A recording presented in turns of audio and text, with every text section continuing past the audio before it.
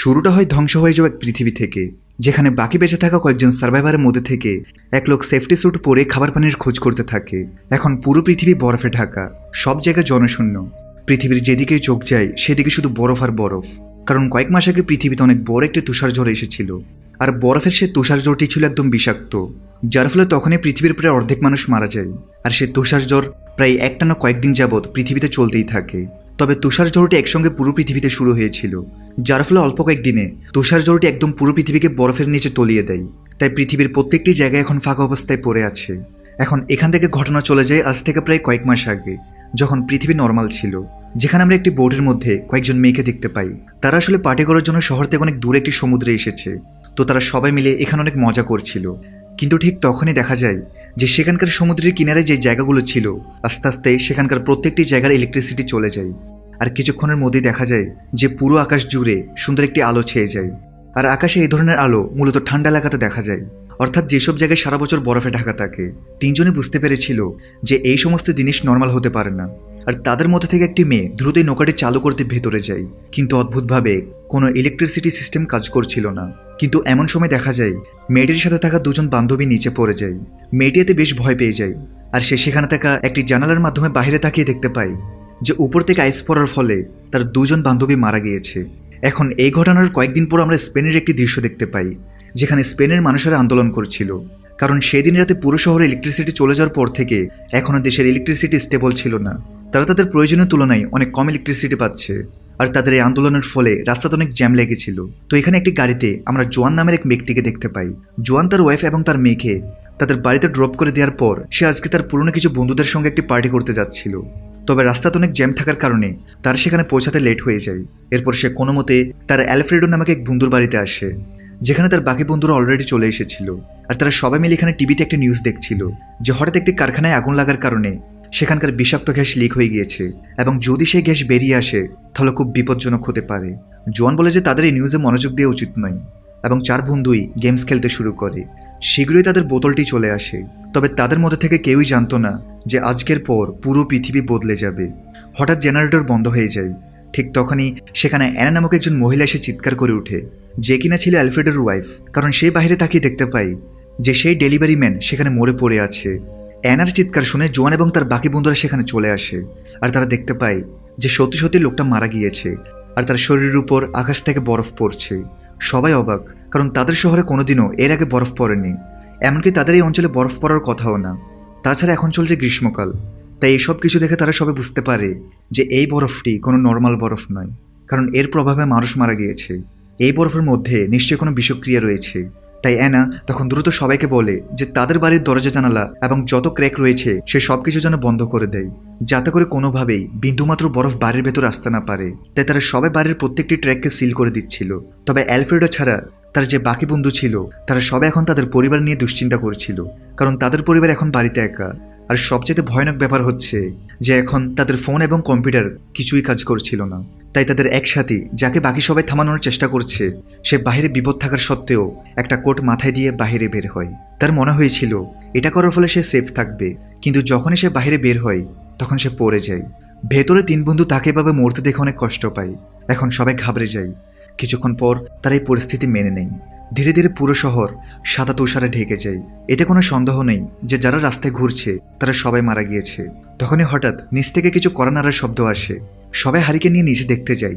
সেখানে গিয়ে তারা জানতে পারে কেউ দরজার ওপার থেকে সাহায্যের জন্য ডাকছিল।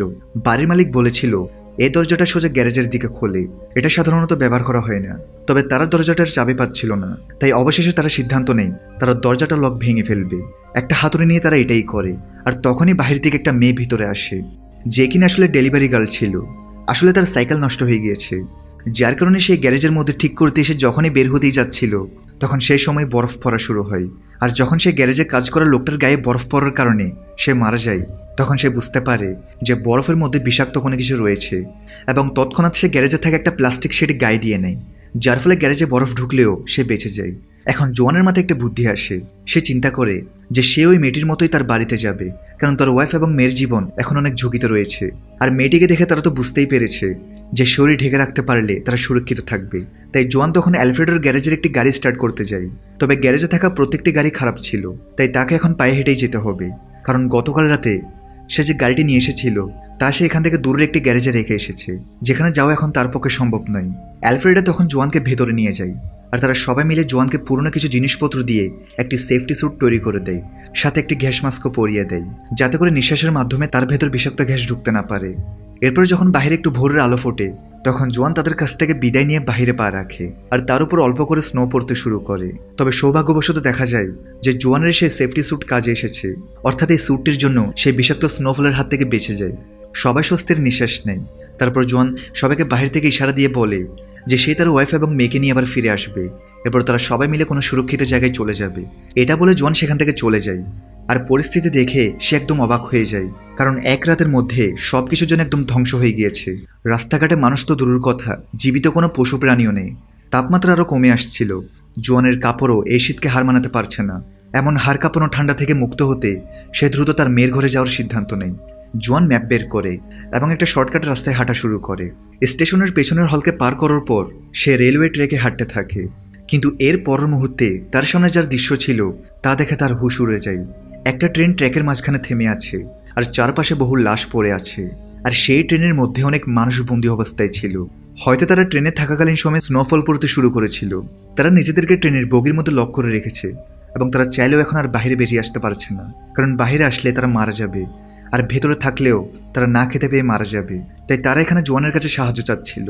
জোয়ান তখন ট্রেনের ভেতরে চলে যায়, আর তাদের সবাইকে একটি পানির বোতল দিয়ে বলে যে তার কাছে এখন আর কিছুই নেই। সে চেষ্টা করবে তাদের জন্য কোনো সাহায্য নিয়ে আসা, ততক্ষণ পর্যন্ত তারা যেন ভুল করেও বাইরে বের না হয়।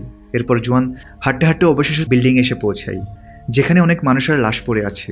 তবে সৌভাগ্যবশত অনেকেই বুঝতে পেরেছিল যে বরফের কারণে মানুষ মারা যাচ্ছে, তাই তারা সময় মতো নিজেদেরকে সুরক্ষিত করে রাখতে পেরেছিল। এবার জোয়ান তাড়াতাড়ি করে 10 নম্বর ফ্লোরে চলে আসে, আর দ্রুত তাদের অ্যাপার্টমেন্টে চলে যায়, যেখানে তার ওয়াইফ ইলারা ছিল। জোয়ানকে জীবিত দেখতে পেয়ে সে অনেক খুশি হয়ে যায়। কিন্তু জোয়ান এখানে জানতে পারে যে তার মেয়ে ক্লারা বাড়িতে নেই, কারণ গতকাল রাতে সে তার বান্ধবীর সঙ্গে একটি পার্টি করতে গিয়েছিল। এটা শুনে জোয়ান রেগে যায়। তবে এর চেয়ে খারাপ খবর হলো ইলারা ক্লারার বান্ধবীর ঘরের অ্যাড্রেস জানে না। জোয়ান সিদ্ধান্ত নেই সে সোজা ক্লারার স্কুলে যাবে। হয়তো সেখানে সব ছাত্রছাত্রীর অ্যাড্রেস থাকবে, কিন্তু যখনই সে দরজা খোলে তখন দেখে যে আশেপাশের সব প্রতিবেশীরা তাদের দরজার সামনে দাঁড়িয়ে আছে। ছোট্ট একটা ব্রেক দিয়ে আবার মূল ভিডিওতে ফিরে যাচ্ছি। বর্তমানে বিশ্বের অন্যতম জনপ্রিয় বিশ্বস্ত অনলাইন বুকমেকার প্ল্যাটফর্মের সাথে তোমাদের পরিচয় করে দিতে চাই, যার অফিসিয়াল পার্টনার হচ্ছে সিরিয়া এবং পিএসজি। এই অ্যাপে তুমি সমস্ত লাইভ ম্যাচের ফলাফল এবং লাইভ ম্যাচ দেখতে পারবে, এমনকি তুমি স্কোর অনুমান করতে পারবে। এই অ্যাপে রয়েছে ক্র্যাশ গেম থেকে শুরু করে online salt, live match streaming এবং রিয়েল টাইম গেমিং, যেখানে তুমি আইফোন, ল্যাপটপ, এমনকি বিএমডাব্লিউর মতো পুরস্কার জিততে পারো। কিন্তু সবার সেরা পছন্দ অবশ্যই চিকেন রোড। এই গেমটি খেলে সবাই দারুণ এনজয় করে, তাই যদি তুমি এখন এটি ট্রাই করে না থাকো তাহলে মিস করছো। আর সবচেয়ে ভালো বিষয় হচ্ছে নতুন ইউজাররা আমার প্রোমো কোড ব্যবহার করে সাইন আপ করলে 26,000 টাকা পর্যন্ত বোনাস এবং ফ্রি স্পিন পেতে পারে। আর যেটা টাকা তুমি চাইলে বিকাশ, রকেট, নগদ ব্যাংক এবং অন্যান্য সহজ পদ্ধতির মাধ্যমে খুব সহজেই তুলে নিতে পারো। তাহলে আর দেরি কিসের? রেজিস্ট্রেশনের জন্য পিন কমেন্টে থাকা লিঙ্কে ক্লিক করো, অথবা গুগলে গিয়ে অনুসন্ধান করো, আর রেজিস্ট্রেশনের সময় প্রোমো কোড ব্যবহার করে বোনাস পাও। এটি শুধুমাত্র একটি বিজ্ঞাপন। এই ধরনের অ্যাপে আর্থিক ক্ষতির সম্ভাবনা আছে, তাই এই ধরনের অ্যাপ থেকে দূরে থেকো। আসলে জোয়ানের বরফ থেকে বেঁচে থাকার ব্যাপারটা জানাজানি হয়ে গিয়েছে। সবাই মনে করেছে যে জোয়ানের কাছে কোনো বিশেষ ইমিউনিটি আছে। তবে জোয়ান বোঝায় সে শুধু গ্যাস মাস্ক ইউজ করেছে। তখন এক লোক এসে তার মাস্কটাই চাই, কারণ এই বিল্ডিংয়ের এক মহিলা নিরাশ হয়ে নিজেকে শেষ করে দিয়েছে। আর সে পানির কল ছেড়ে রাখায় বিল্ডিংয়ের সব পরিষ্কার পানি শেষ হয়ে গেছে। তাই সবাই আশা করছে জোয়ানের মাস্ক এদের বাইরে গিয়ে পানি আনতে সাহায্য করবে। জোয়ান একটা মিথ্যা ওয়াদা করে ব্যাগ থেকে পিস্তল বের করে। কি মজা চলছে! সে আগে তার মেয়েকে বাঁচাতে চায়, তাই সে গান দিয়ে তাদের সবাইকে ভয় লাগায়। আর সে ইলারাকে নিয়ে দ্রুত সেখান থেকে দূরে পালিয়ে যেতে থাকে। কিন্তু সেই টাকাওয়ালা লোকটা, যার নাম চার্লি, তার কাছেও একটা গান ছিল। সে তখন তার সঙ্গীদের নিয়ে তাদের দুজনের পিছু করে। তবে জোয়ান কোনো মতে ইলারাকে নিয়ে নিচের ফ্লোরে চলে আসে, আর একটি অ্যাপার্টমেন্টে ঢুকে তারা সেখানকার দরজা লক করে দেয়। কিন্তু ততক্ষণে চার্লি এবং তার লোকেরাও এখানে চলে এসেছে, আর তারা তাদেরকে ধরার জন্য এখানকার দরজা ভেঙে ফেলছিল। জোয়ান এবং ইলারা এতে অনেক ভয় পেয়ে যায়, আর তারা দুজন মিলে দ্রুত সেখানে প্লাস্টিক এবং মাস্ক খুঁজতে থাকে। কারণ জোয়ানের কাছে শুধুমাত্র একটি সেফটি স্যুট এবং মাস্ক ছিল, তাই তাদের এখন আরও একটি সেফটি স্যুটের দরকার, যেটা তাদেরকে বানিয়ে নিতে হবে। কিন্তু এই অ্যাপার্টমেন্টের ভেতর তেমন কিছুই ছিল না। এদিকে চার্লির অ্যাপার্টমেন্টের দরজা প্রায় ভেঙে ফেলেছিল, তাই জোয়ান তখন ইলারাকে বাঁচানোর জন্য তার সেফটি স্যুট এবং মাস্কটি ইলারাকে পরিয়ে দেয়, এবং তাকে এখান থেকে সোজা ক্লারার স্কুলে যেতে বলে, কারণ এতে অত্যন্ত তার ওয়াইফ এবং মেয়ে বাঁচবে। যদিও ইলারা তাকে ছেড়ে কোনোভাবেই যেতে চাইছিল না, কিন্তু জোয়ান তাকে বলে যে তাদের মেয়ের জন্য তাকে এখান থেকে যেতেই হবে। সে যেভাবে হোক নিজেকে সুরক্ষিত রাখবে, আর বেঁচে থাকলে তার সঙ্গে আবার দেখা হবে। এই বলে জোয়ান ইলারাকে কোনো মতে বাইরে বের করে দেয়। কিন্তু ঠিক তখনই চার্লি এবং তার লোকেরা সেখানকার দরজা ভেঙে ফেলে। এদিকে জোয়ান তাদের হাত থেকে বাঁচার জন্য সে যখনই সেখানে একটি প্লাস্টিকের ব্যাগ দেখতে পায়, তখন সেটা সে দ্রুত মাস্কের মতো পরে নেয় এবং সেখানকার একটি গ্লাস ভেঙে ফেলে। ফলে সে অ্যাপার্টমেন্টের মধ্যে স্নো আসতে শুরু করে। আর চার্লি এবং তার টিম এটা দেখতে পেয়ে ভয় সেখান থেকে দ্রুত পালিয়ে যায়। কিন্তু কিছুক্ষণের মধ্যে ব্যাগের অক্সিজেন একদম শেষ হয়ে আসে, আর জোয়ান সেখান থেকে বাইরে চলে আসে। কিন্তু ঠিক মতো নিঃশ্বাস নিতে না পেরে জোয়ান সেখানে অজ্ঞান হয়ে যায়। এরপর যখন তার জ্ঞান ফিরে আসে, তখন সে নিজেকে একটি গাড়ির ভেতর দেখতে পায়, যেখানে অ্যালফ্রেড এবং তার বাকি বন্ধুরাও ছিল। এমনকি সেখানে তার ওয়াইফ ইলারাও রয়েছে। আসলে অ্যালফ্রেডো একটি সেফটি স্যুট পরে কাছের একটি পুলিশ স্টেশন গিয়েছিল, আর সেখান থেকে সে অনেকগুলো সেফটি স্যুট এবং মাস্ক আনতে পেরেছে। আর এগুলো নিয়ে তারা সবাই জোয়ান এবং ইলারাকে নিতে আসছিল। আর রাস্তার মাঝখানেই তারা ইলারাকে দেখতে পেয়ে গাড়িতে উঠিয়ে নেয়। এরপর তারা সবাই মিলে আবার অ্যালফ্রেডোর বাড়িতে ফিরতে শুরু করে। তবে কেউ লক্ষ্য করেনি যে আকাশ থেকে আগুনের উল্কাপিণ্ডের মতো কিছু নিচে পড়ছে, অর্থাৎ হয়তো সামনে আরও অনেক বড় বিপদ আসতে চলেছে। যাই হোক, তারা অ্যালফ্রেডোর বাড়িতে আসার পর সবাই প্ল্যান করে যে সামনে তারা কি করবে। লুকাস বলে, চলো এই শহর ছেড়ে চলে যাই।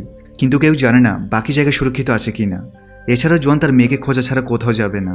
তাই সে অ্যালফ্রেডোর গাড়ি চাই, কিন্তু অ্যালফ্রেডো জানে তাদের আর অপেক্ষা করা উচিত। তখনই তার এক লোকে তাদের দিকে আসতে দেখে, যে তাদের গাড়ির টায়ারের ছাপের অনুসরণ করছিল। তারা তার উপর গান পয়েন্ট করে, আর জানা যায় তার নাম বনেটো। সে জানায় এখান থেকে কিছুটা দূর সে সার্ভাইভারদের সাথে থাকছে, কিন্তু সেখানের খাবার পানি প্রায় শেষ হয়ে এসেছে। তাই সে সাহায্যের জন্য এদিক ওদিক ঘুরে বেড়াচ্ছে।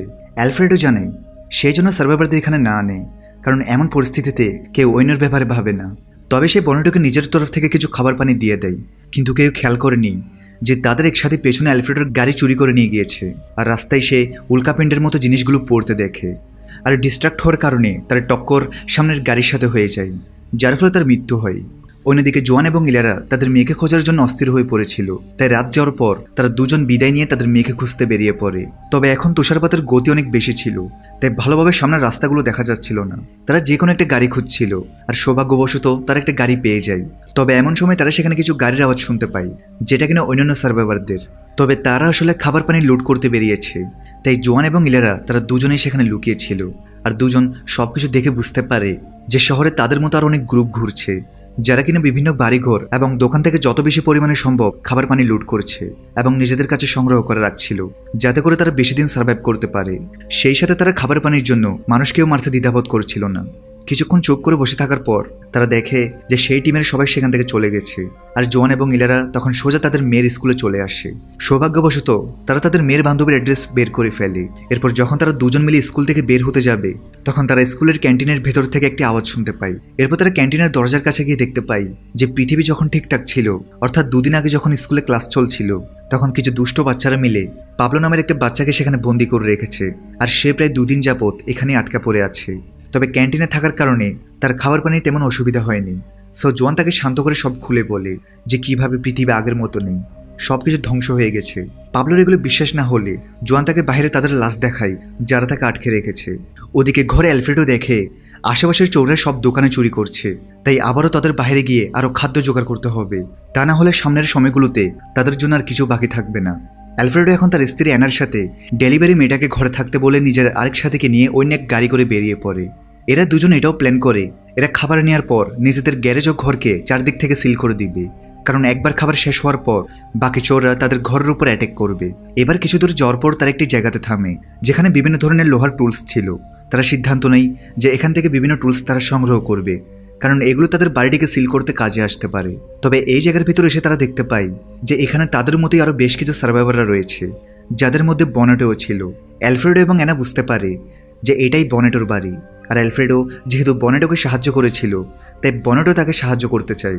সেখানে অ্যালফ্রেডোকে বলে যে তার একটি সেফ আইল্যান্ডের সন্ধান পেয়েছে, যেটা এখনও স্নোফলের হাত থেকে সুরক্ষিত আছে। অলরেডি সেখানে বেশ কিছু সার্ভাইভাররা রয়েছে, এমনকি সেখানে একটি মিলিটারি ক্যাম্পও তৈরি করা হয়েছে, আর মিলিটারিরাই সেখানে সুরক্ষা দিচ্ছে। তাই বনেটো আর তার টিম সে আইল্যান্ডের দিকে রওনা দিবে। তবে অ্যালফ্রেডো চাইলে সে এবং তার টিমও তাদের সঙ্গে জয়েন করতে পারে, কারণ এখানে থেকে তাদের কোনো লাভ নেই, অত্যন্ত বাঁচার তো চেষ্টা করতে হবে। অ্যালফ্রেডোর কাছে বনেটোর প্রস্তাবটি বেশ ভালো মনে হয়, কারণ এখানে সার্ভাইভ করেও তাদের কোনো লাভ নেই। কিছুদিন পর এই শহরের পরিস্থিতি একদম বদলে যাবে, এমনকি তাদের কাছে থাকা খাবার পানি সব ফুরিয়ে যাবে। তাই বনেটোদের সঙ্গে যাওয়াটাই তাদের জন্য বুদ্ধিমানের কাজ হবে। অন্যদিকে জোয়ান এবং ইলারা প্রথমে পাবলোকে তার ঘরে পাঠিয়ে ক্লারাকে খোঁজার সিদ্ধান্ত নেয়, তবে পাবলোর ঘরে এসে তারা দেখতে পায় পাবলোর মা বাবা মারা গেছে, তাই তাদেরকে পাবলোকে সাথে রাখতে হবে। পাবলো তার মা বাবাকে মৃত দেখে তার শারীরিক অবস্থা আরও খারাপ হতে শুরু করে, তাই তাকে ফার্মেসিতে নিয়ে যাওয়া হয় যেন কিছু ওষুধ নেওয়া যায়। তবে ফার্মেসির বাইরে তারা একজন প্রেগনেন্ট মহিলাকে দেখতে পায়, যে বাহিরে একা। জোয়ান তাকে ভেতরে আসতে দেয়, তবে এটা একটা ট্র্যাপ ছিল। আর সেই মহিলার সাহায্যে অনেক লোক ফার্মেসিতে ঢুকে জোয়ান থেকে তার গাড়ি চাবি নিয়ে নেয় আর তাকে ইলারের সাথে বাথরুমে বন্ধ করে দেয়। এরপর যখন সে চোরা চলে যায় তখন পাবলো দুজনকেই বাইরে বের করে।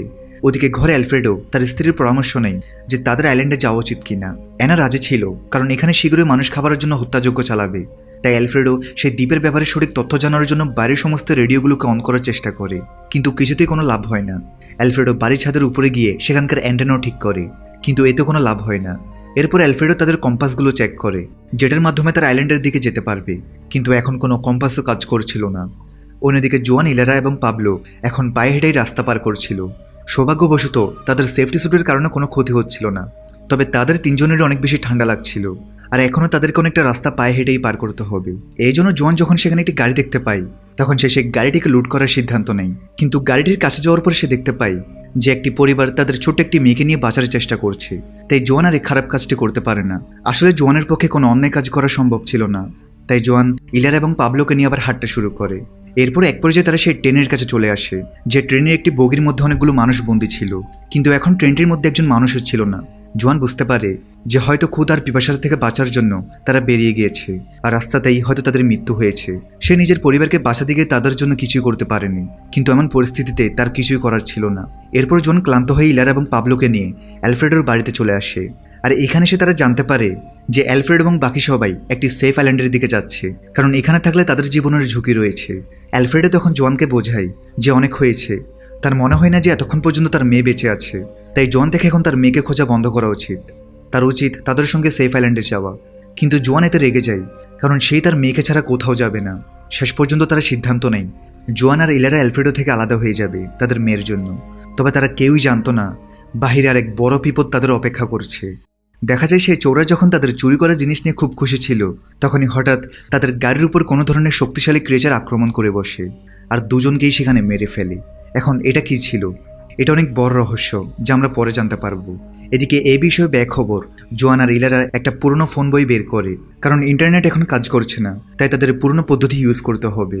ওদিকে অ্যালফ্রেডো যাওয়ার আগে পাশের একটি স্টোর থেকে কিছু খাবার নিতে যায়, তবে ভেতরে তার থেকে খারাপ লাগছিল, কারণ সে তার ছোটবেলার বন্ধু জোয়ানকে ছেড়ে চলে যাচ্ছে। আর সে সিদ্ধান্ত নিয়ে ফেলে সে জোয়ানকে তার মেয়ের খোঁজার কাছে সাহায্য করবে। এরপর তারা সবাই মিলে আইল্যান্ডের উদ্দেশ্যে রওনা দিবে। তারপর জোয়ানের সাথে সবাই মিলে বেরিয়ে পড়ে। তবে রাতে যাওয়ার সময় রাস্তার মাঝখানে তার অনেক গাড়ি পড়ে থাকতে দেখে। আসলে রাস্তাটি ব্লক করা হয়েছে, আর এমনভাবে ব্লক করা হয়েছে যে রাস্তার অপর প্রান্তে কিছুই দেখা যাচ্ছিল না। এমন সময় সেখানে বেশ কয়েকটি মিলিটারি গাড়ি চলে আসে। এরপর কয়েকজন সোলজার তাদেরকে বলে যে এই জায়গা থেকে যতটা সম্ভব দূরে থাকতে। এই বলে তারা সামনের দিকে এগিয়ে যায়। তবে জোয়ান এবং অ্যালফ্রেডো থেকে সন্দেহ হয়। তারা ভাবছিল যে সোলজাররা হয়তো তাদের থেকে কিছু লুকাচ্ছে, হয়তো এই ব্লক করার রাস্তার পেছনে এমন কিছু রয়েছে যেটা সোলজাররা সকলের কাছ থেকে গোপন করছে। তাই জোয়ান এবং অ্যালফ্রেডো লুকিয়ে সোলজারদের পিছু করে, কিন্তু সোলজাররা যখনই জানতে পারে যে কেউ তাদের পিছু করছে, তখন তারা কোনো কিছু বুঝে উঠতে না পেরে এদিক ওদিক গুলি করতে শুরু করে। তাই এরা দুজন তখন দ্রুত তাদের গাড়ি পিছিয়ে নিয়ে আসতে শুরু করে, কিন্তু হঠাৎ করেই তাদের গাড়িটা অনেক জোর উল্টে যায়। আর এখানে আসার পর জোয়ান আর অ্যালফ্রেডো বুঝতে পারে যে সোলজাররা কেন তাদের এখান থেকে দূরে থাকতে বলছে, কারণ তারা দূর থেকেই দেখতে পায় যে সেই ব্লক করা রাস্তার পেছনে দানব আকৃতির অনেকগুলো ভয়ানক ক্রিয়েচার রয়েছে, যারা কিনা এক এক করে সোলজারদের উপর আক্রমণ করছিল। জোয়ান এবং অ্যালফ্রেডো ভয় পেয়ে যায় আর বুঝতে পারে যে সোলজাররা আসলে ক্রিয়েচারগুলোকে বন্দি করে রাখতে চাইছে। এদিকে ক্রিয়েচারগুলো তাদেরকে দেখতে পেয়ে এদিকে আসতে থাকে, আর সমস্ত গাড়ি সরিয়ে এক এক করে বেরিয়ে আসতে থাকে। এরা বাঁচার জন্য উল্টে যাওয়া সেই গাড়িটির পেছনে লুকিয়ে পড়ে আর সবকিছু শান্ত হয়ে যাওয়ার জন্য অপেক্ষা করতে থাকে। সেখানে তারা সোলজারদের কয়েকটি গান খুঁজে পায়, কিন্তু তারা এটা ভালোভাবেই বুঝতে পারে যে এই গান দিয়ে তারা এত বড় ক্রিয়েচারদের কিছুই করতে পারবে না, তাই তারা সবকিছু শান্ত হয়ে যাওয়ার জন্য অপেক্ষা করছে। তবে ক্রিয়েচাররা তাদের নোটিস করে ফেলে আর তাদের থেকে বাঁচার জন্য সবাই পালাতে শুরু করে। আর কিছু দূর পালানোর পর একটি জায়গায় তাদের এক লোক ভিতরে আসতে বলে, আর সে উপর থেকে আগুন ফেলে ক্রিয়েচারগুলোকে সরিয়ে দেয়। এরপর জোয়ানরা ভেতরে ঢোকার পর দেখতে পায় যে এই চার্চের মধ্যে অনেক সার্ভাইভার লুকিয়ে আছে, আর চার্চের লিডার নান তাদেরকে বিল্ডিংয়ের ছাদে নিয়ে যায় এবং সে তাদেরকে আকাশে সেই আগুনের মতো বস্তুটি দেখায় এবং বলে যে এগুলো হচ্ছে এক ধরনের স্পেসশিপ, যেটা কিনা অন্য কোনো গ্রহ থেকে এসে পৃথিবীতে ঘুরে বেড়াচ্ছে। আর এগুলো আকাশে দেখা দেওয়ার পর থেকেই আশেপাশে অদ্ভুত ক্রিয়েচারগুলো দেখা যাচ্ছে। হতে পারে ক্রিয়েচারগুলো অন্য কোনো গ্রহ থেকে এখানে এসেছে, অর্থাৎ তাদের সামনে আরও অনেক বড় বিপদ আসতে চলেছে। এবার দেখতে দেখতেই রাত হয়ে যায়। তাই জোয়ান এবং অ্যালফ্রেডো তাদের টিমের কাছে ফিরে যাওয়ার সিদ্ধান্ত নেয়, কারণ তাদেরকেও এই ক্রিচার সম্পর্কে সতর্ক করতে হবে। কিন্তু নান এখানে কোনোভাবেই তাদেরকে এখানকার দরজা খুলতে দিতে চাইছে না, কারণ যদি ভুল করে সেই ক্রিচারগুলো একবার বুঝতে পারে এখানে মানুষ রয়েছে, তাহলে সব ক্রিচার একসঙ্গে এখানে চলে আসবে। তাই তারা যেন কাল সকালে সবকিছু দেখে শুনে তারপরে যায়। এখন সবাইকে বাঁচানোর জন্য আজকের রাতটা তাদেরকে সেখানেই থাকতে হয়। রাতে দেখা যায় এখানকার প্রত্যেকে এক এক করে পাহারা দিচ্ছিল। এদিকে জোয়ান তো তার মেয়ের ক্লারার জন্যই চিন্তিত ছিল। সে মনে মনে চিন্তা করছে যে তার মেয়ে হয়তো আর বেঁচে নেই। এমন সময় জোয়ান বাইরে থেকে কিছু আওয়াজ শুনতে পায়, তাই চেক করার জন্য জোয়ান সোজা উপরে চলে যায়। এরপরে সে বাইরে তাকিয়ে দেখতে পায় যে বাইরে এখনো শত শত ক্রিয়েচার রয়েছে, অর্থাৎ এদের সংখ্যা আরও বেড়েই চলছে। আর এখন এমন একটি সময় আসতে চলেছে যে চার্চের বিল্ডিংয়ের কেউই আর বাঁচতে পারবে না। তাই জন ভেতরে এসে সবাইকে সতর্ক করে দেয় আর বলে তাদের এখন এখান থেকে বের হতে হবে। সবাই প্রস্তুত হতে থাকে। জোয়ানের মধ্যে ক্রিয়েচাররা হয়তো এখন ঘুমাচ্ছে, তাই রাতেই পালাতে হবে। এখন সব সার্ভাইভার জোয়ানের পেছনে লাইনে দাঁড়িয়ে বিনা আওয়াজে চলতে থাকে। কিছুটা দূরে এসে সে বাকিদের একটা বাসে ঢুকিয়ে দেয়। তবে সেখানে একটি দেয়াল ছিল, তাই জোয়ান এবং আরও বেশ কয়েকজন সে দেয়ালটি ভাঙতে শুরু করে, যাতে এই জায়গা দিয়ে তারা এখান থেকে পালাতে পারে। কিন্তু অন্যদিকে বাসের মধ্যে ছোট্ট একটি বাচ্চা ছিল, আর হঠাৎ করে বাচ্চাটি কাঁদতে শুরু করে। এতে তার কান্নার আওয়াজে সেখানে বেশ কয়েকটি ক্রিয়েচার চলে আসে, আর ক্রিয়েচারগুলো বাসটির উপর হামলা করতেই যাবে, কিন্তু ঠিক তখনই দেখা যায় যে তাদের মধ্যে এক বয়স্ক দম্পতি সোজা চার্চের ছাদে চলে যায়, আর সেখানে গিয়ে অনেক জোরে জোরে ঘন্টা বাজাতে শুরু করে, যার ফলে ক্রিয়েচারগুলোর মনোযোগ সেদিকে চলে যায়। আর তারা দুজন একে অপরের হাত শক্ত করে চেপে ধরে, আর শেষবারের মতো দুজন থেকে বিদায় জানায়, কারণ তারা বাকি মানুষদেরকে বাঁচানোর জন্য নিজেদের স্যাক্রিফাইস করেছে।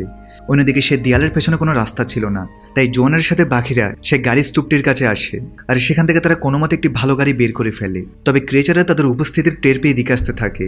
জোয়ান ক্রিয়েচারগুলোকে শ্যুট করতে করতে কোনো মতে তার সমস্ত সঙ্গীদেরকে একটি গাড়ির মধ্যে বসিয়ে দেয়, আর কোনো মতে গাড়ি স্টার্ট করে সেখান থেকে চলে যায়।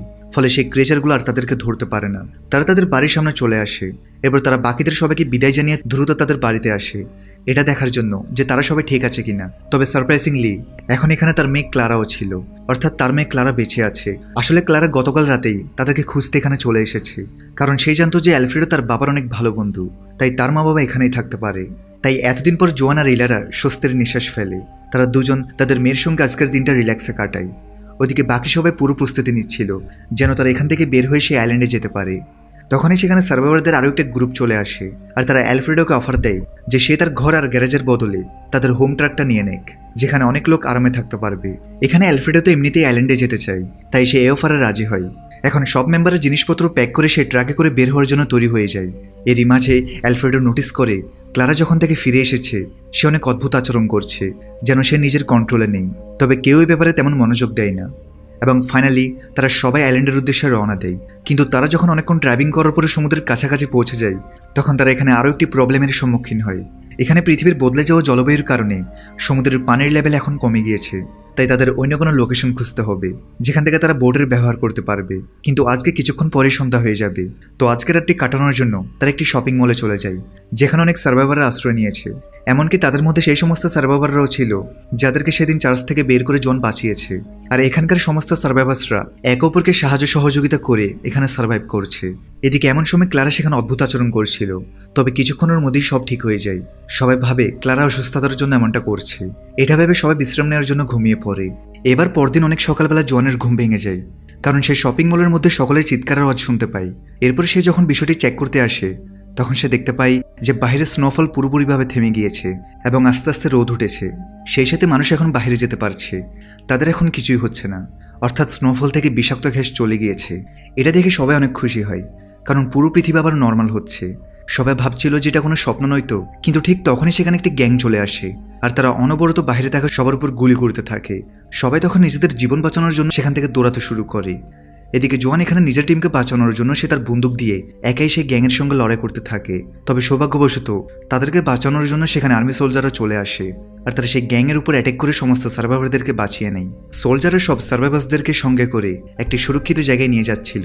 তবে যাওয়ার পথে তারা সবাই আশেপাশে দেখে যে এখন চারপাশে রোদ ওঠার কারণে সমস্ত বরফগুলো গলতে শুরু করেছে এবং সমুদ্র আস্তে আস্তে পানি দিয়ে ভরে যেতে শুরু করেছে। যদিও সবাই জানে সে এলিয়েন যে পৃথিবীতে ঘুরে বেড়াচ্ছে, সো তারা তো এদের জন্য বিপদ হয়ে রয়েছে। এখন এখান থেকে ধীরে ধীরে কয়েক সপ্তাহ চলে যায়।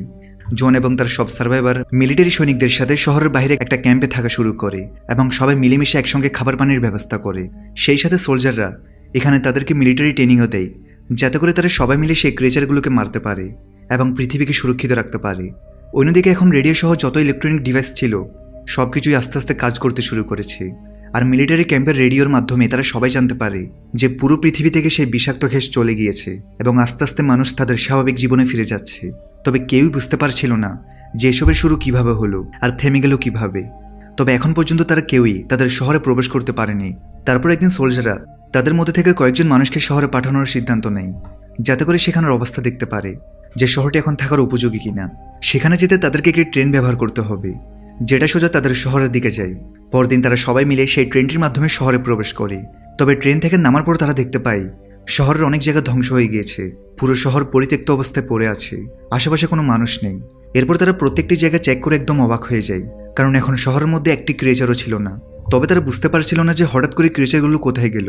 হয়তো পৃথিবীতে এখন সে বিষাক্ত গ্যাস না থাকার ফলে ক্রিয়েচারগুলোও চলে গেছে। তবে শহরের অনেক জায়গায় কিছু মানুষকে দেখা যায় যারা অদ্ভুত ধরনের আচরণ করছিল। হয়তো বিপদ এখন আর শেষ হয়নি। যাই হোক, পৃথিবী আবারও মানুষের বসবাসের উপযোগী হয়ে উঠেছে। যদিও পরিস্থিতি এখন আর আগের মতো নেই, তাদের ঘরবাড়ি, রাস্তাঘাট, তাদের প্রিয় শহর সবকিছু একদম ধূলিসাৎ হয়ে গিয়েছে। কিন্তু মানুষ চেষ্টা করলে সবকিছুই সম্ভব। তাই তারা সবাই মিলে একসঙ্গে ঘুরে দাঁড়াবে এবং কাঁধে কাঁধ মিলিয়ে নতুন এক পৃথিবী গড়ে তুলবে। আর এখানেই সিরিজটির সিজন 1 শেষ হয়। সিজন 2 এখনও রিলিজ দেয়নি, তাই যখন সিজন 2 আসবে আমি দ্রুত সেটারও এক্সপ্লেন নিয়ে হাজির হয়ে যাব। তবে ভিডিওটি কেমন লেগেছে অবশ্যই কমেন্টে জানাবে।